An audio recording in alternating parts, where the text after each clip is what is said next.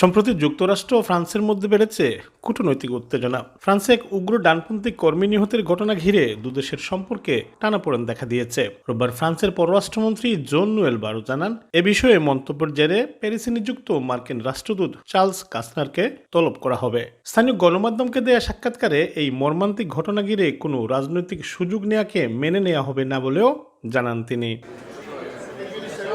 সাবেক ইউরোপীয় commissioner Thierry Brereton এবং আন্তর্জাতিক অপরাধ আদালতের বিচারক নিকোলাস গুইলুর বিরুদ্ধে যুক্তরাষ্ট্রের নিষেধাজ্ঞা নিয়েও অসন্তোষ জানিয়েছে ফ্রান্স। গণমাধ্যমের খবর অনুযায়ী এ বিষয়ে প্রেসিডেন্ট ইমানুয়েল ম্যাক্রো মার্কিন প্রেসিডেন্ট ডোনাল্ড ট্রাম্পকে চিঠি দিয়েছেন।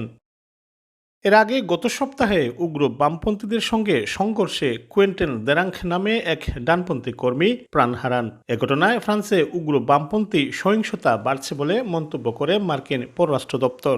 এছাড়া দেরাঙ্কের মৃত্যুতে দেশটির জননিরাপত্তা হুমকির মুখে রয়েছে প্রমাণ করে বলেও মন্তব্য করা হয়। এ অবস্থায় প্যারিসের চলমান পরিস্থিতি পর্যবেক্ষণ করা হচ্ছে বলে জানিয়েছে ফ্রান্সে অবস্থিত মার্কিন দূতাবাস।